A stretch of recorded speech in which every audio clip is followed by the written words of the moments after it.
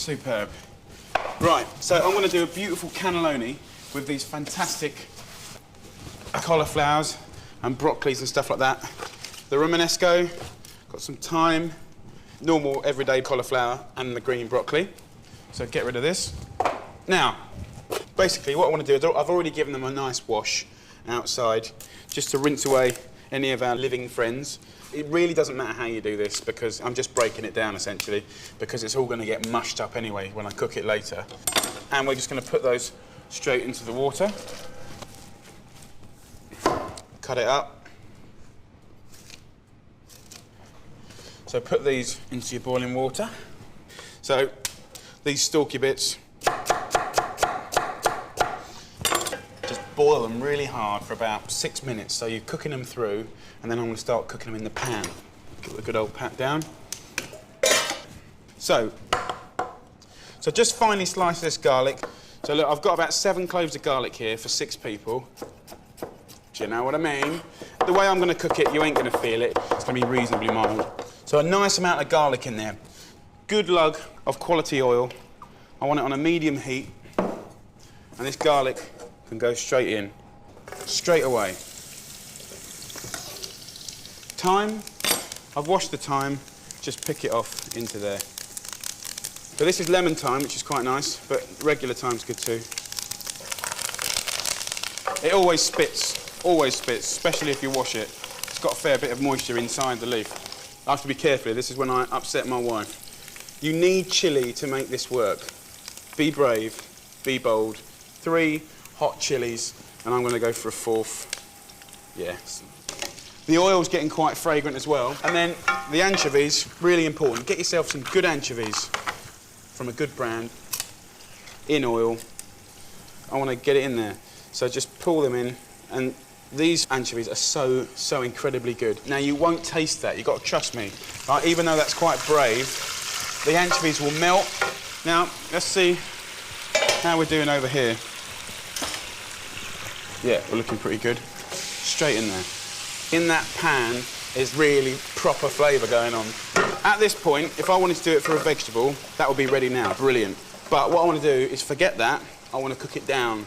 I want to cook it on a medium-high heat with a lid on. Now, to make this white sauce, you know, when I was at college, or, you know, when you go to Italy, they make bechamels. To be honest, at home, creme fraiche is a really good, quick cheat. So, what I do is get some Parmesan,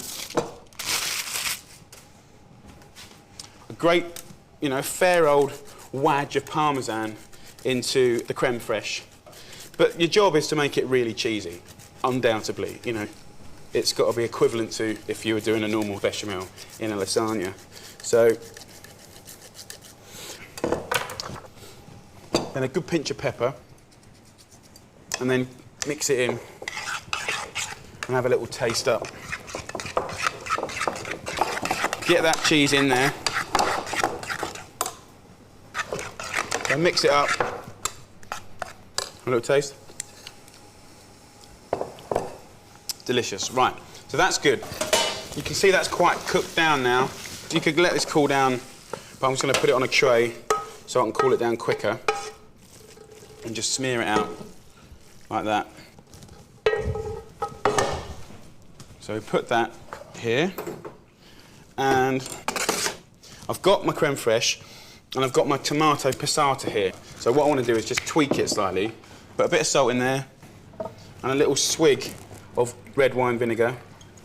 And that will just give it a little bit of a twang, a hit, and then just pour about ½ centimetre of the tomato sauce in the bottom. Not quite all of this, okay? So that's kind of your base. That'll be the thing fueling the moisture that cooks the pasta, because the pasta is just dried cannelloni like that. So what I'm going to do is I want to get my lovely filling. Just want to go for it. I'm just going to gather it up like this, and then just pick the filling up and then turn it inside out, or you can just put it in the bag any old way, it doesn't matter. So this little teat here, we're going to chop off. Get rid of that. And then get your cannelloni,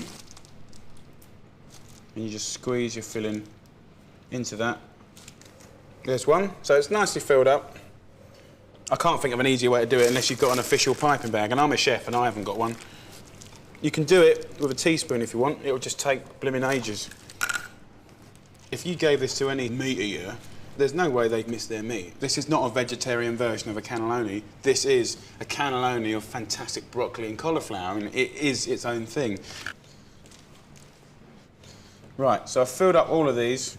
Lay nice big leaves of basil on top here. That'll work really well with the tomato sauce, but just quite nice to have that as a little touch. And then move it like that.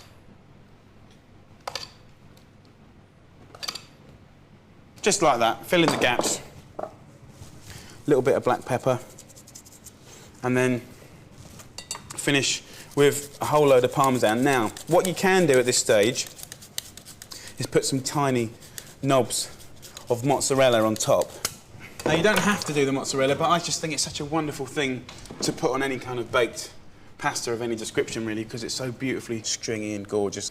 That much is more than enough. You want the top of a cannelloni to be really golden and bubbly, and when you put the spoon in and pull it out, you want it to be stringy and gorgeous and lovely. And I'm going to put that into an oven for about half an hour, at about 190, or until this thing is boiling like you wouldn't believe and golden and crisp on top. And we know the filling's sort of cooked, so really we just want to cook the pasta and make the top really beautiful and golden. There we go. Beautiful.